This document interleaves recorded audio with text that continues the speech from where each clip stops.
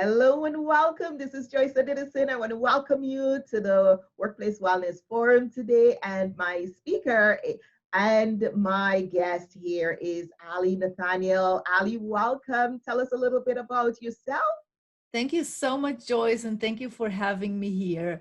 So I'm Ali Nataniel, and I help leaders develop better emotional resilience and become better leaders in their field by advancing their emotional intelligence. Wow, that is so needed in a time like now. There was a post on LinkedIn that God forwarded. It's about leading in crisis with what's happening right now. What are you seeing that leaders need to know right now with COVID-19 happening? It's that time, it's the summer. People want to go out, people are working, they have their kids at home. So many things are happening in our lives that's different because of COVID-19. What are some things you think leaders need to think about in that line of where you work? Okay, that's a great question. And we all need to remember that we are social creatures. We come here expect to be connected first to our mother, parents, family, and then to the workplace. We want to be connected. And I think the main things that changed during that situation is that we were separated. Yeah. And each person sits in their own home, in their own room, and the only way to stay connected is via Zoom or phone. And as much as technology is so great to allow us to be in that space, it doesn't feel connected on the same level that we feel when we are in the office, where we share time in the kitchen or in the meeting. So as leaders, we need to pay attention to that people feel differently, and it affects our emotions and it affects our overall health. And we need to think of new ways to keep people connected, whether it's more meeting with the leader itself. And I'm just going to stop and, Noga, don't come. We all need to think how to stay connected on the different level and generate opportunities to come together. So maybe a morning meeting or daily one-on-one meeting with the leader, with each one of their team members. So we stay connected, because when people feel separated, depression comes in, and feeling bad about yourself in general comes in. So we need to think about ourselves as social creatures and how to preserve that knowledge to bring people together anyway.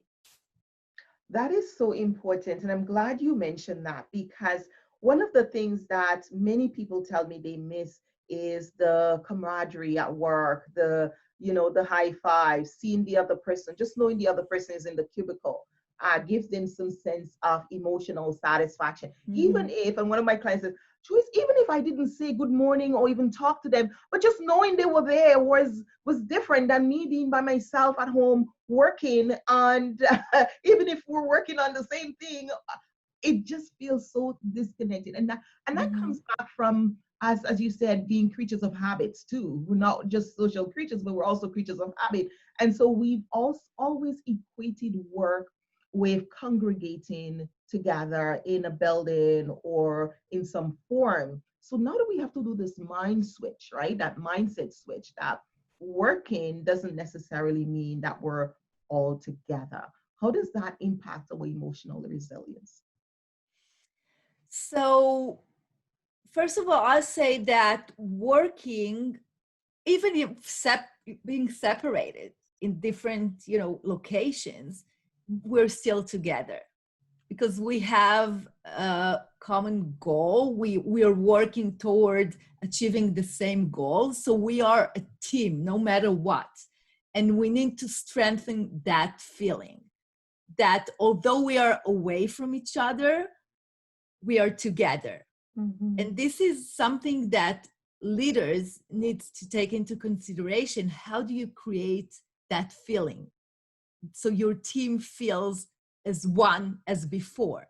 Because Mm-hmm. now that we're not in the same space, like you said, even if you didn't say good morning, you were still there and your energy was there. Mm-hmm. So let's create conversations during the day, take breaks that we didn't use to take before, let's Mm-hmm. say at 9 a.m. and then at 2 p.m., just to remind each other that we are there for each other.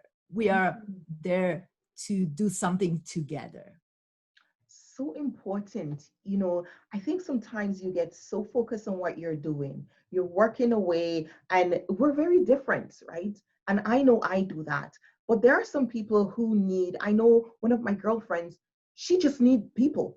She's like, this is so hard for her.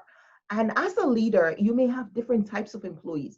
Because I can work by myself consistently, no problem. I've done it.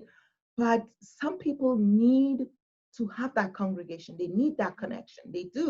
So you may have, and then there are people who are very codependent. They need to connect. And so I've had different responses. I've had someone say, oh, this person is harassing me. They're nagging me. They're always want to connect or want to talk or want to send an email or respond, and it's too much. So what is the balance? How do we get to healthy emotional wellness here as we Mhm. work? What is healthy and what is too much? If How do I know that I'm overly expecting or overly asking, and how do I know I'm not too cold? And where's the balance? How do we dance? Okay, so this is a real challenge right there because you need to get to know the people on your team. You need to get to know that Joyce needs to connect twice a day and Alan needs to connect every hour. And that's a real challenge because you need to have more conversations. We were talking about how conversations changing the world. Mm-hmm. So we need to have more conversations. And if in the past you could just, you know, slip by being next to your employees, now you need to get to know them. Are they introverts? Are they extroverts? What amount of connection they need to function their best? And make a list. Like Joyce is, for example, extrovert. She works better if I connect with her twice a day, and she likes to connect with me at noon and 4 p.m. before she goes back to her family. That's just an example, but you really get to know the person behind the job, and once you do, it comes naturally, and you no longer expect them to do something that you're not uh, you don't feel comfortable with, because you know who they are and you know what they need you to provide to them as a leader. So you check in with Alan more than you check in with Rachel, for example. Mm-hmm. So this is very interesting and really does create an opportunity for leaders to stretch leaders. I Mhm. think from what this conversation is saying, that leaders need to be more resilient themselves and lead differently, Mhm. because you have to. They could get away before with leading their client, their employees, just being in the office was enough. But now with COVID-19 and with remote work, there is actually more responsibility for leaders to grow, to meet the varying Mhm. needs of the employees. Because as you said, Rachel may be insulted if you check in on her. Mhm. She just wants to know what her task is for the week, and she is good. She will let you know on Friday, or she'll send you an email maybe on Wednesday saying everything is done. Is there something else I can do? Mhm. Whereas Jim may need morning meetings Mhm. and he's good for the rest of the day. Sally may need a morning meeting and an afternoon, how you're doing. And so, as a leader, it almost sounds like you have to do a lot of growing. Oh, you know what? This is our job as leaders, to grow every day and to learn about things that we're not familiar with. And this is a great opportunity. You know, people are very challenged by the whole situation of COVID-19, but I feel it's a gift for all Mhm. of us to become more human Yes. and to bring humanity into HR and into Mhm. leadership and really get to know the people. So Mhm. yeah, ask questions. Ask, how are you today? Mhm. Did you get a good night's sleep? So just have small conversations to get to know your people better so you can serve them better, because leaders are servants. We are here to serve our people and to bring better results to the organization. So So by important. serving, you are creating a better future for the people and the organization. Very well said. I think that's the piece many leaders, one of the things that I do, we run at Interpersonal Wellness Services, we teach the relational leadership program. Mm-hmm. And in that program, part of what we do is teach the leaders the wellness competencies and having better conversations with their employees. And many of them talk about how transformative it is for them. But it always surprises me that people get away. Leaders have gotten away for so many years without the ability to connect and relate well with the Mm-hmm. employees. That is surprising. Yeah, it is surprising, but again, when we meet in the office, it gives us an illusion of connection, which is not available anymore. I like that. The illusion of connection. That is so true. You got to tweet that. We got to tweet that today. Let's tweet it. Yeah. Absolutely. Yeah. So the illusion made us feel as if we are connected, Yes. but it's not real. The real connection happens when you ask people, how are you? What do you need from me? How can I assist you? How can I make you a better team member or a better leader? So it's like we're talking now, we're connecting now, Mhm. and we could get away with that a few months back just by being in the same space. That's not the case anymore. It is. It definitely isn't. And we don't have those props to say, I was at the office or I just saw her. Seeing someone and asking them how they are is different. I can Mm-hmm. see you and not connect with you. And that is so important.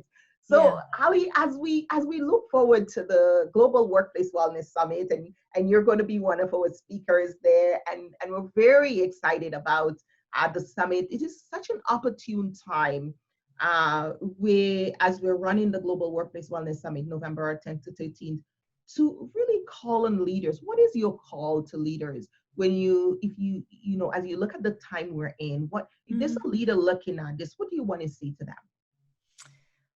That's a great question again. Listen better, learn how to listen. Because all of us could get away with just asking, how are you, Joyce? And moving to the next person.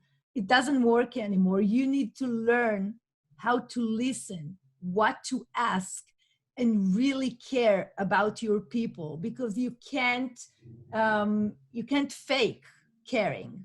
Oh, So you need to practice it. And that's what I do basically when I work with organizations. I teach them how to care deeply in a very genuine way.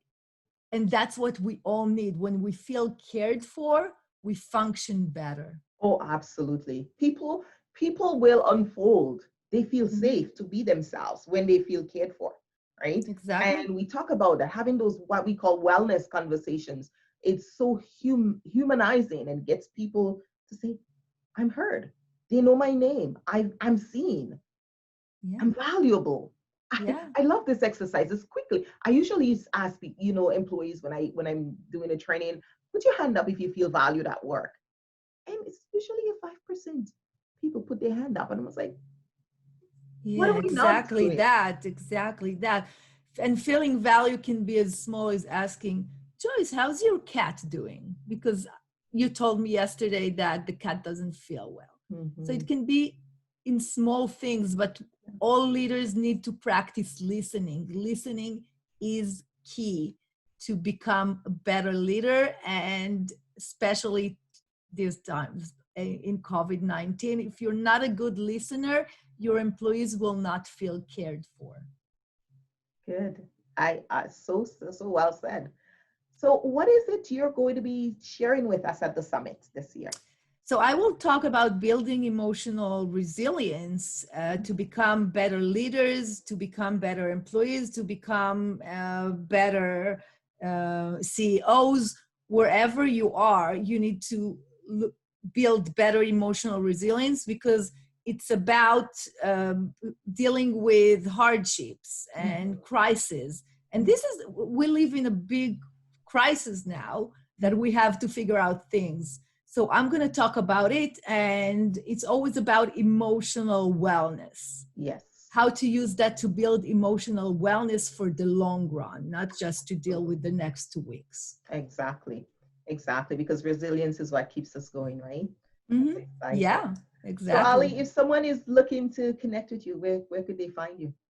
Sure. So you can always go on my website, www.alinataniel.com. And I actually offer a free book on my website, my book, The Emotional Business IQ. So it's about this aspect of emotional wellness and building emotional resilience. And or you can email me, ali@alinataniel.com. That's the best way to reach me. But if you go on my website, all the contact information is there, and I welcome you to reach out to me. I would love to talk to you in person if you're struggling right now, because we're all here for each other. Yes. And this is a time when many of us are challenged with the emotion. Just looking at the news can get us from being calm to like, oh, what's happening? Yeah. Yes. And it's about teaching yourself how to not only comfort but relax, so you'll be able to think rationally rather than emotionally. Use your emotions to think rationally.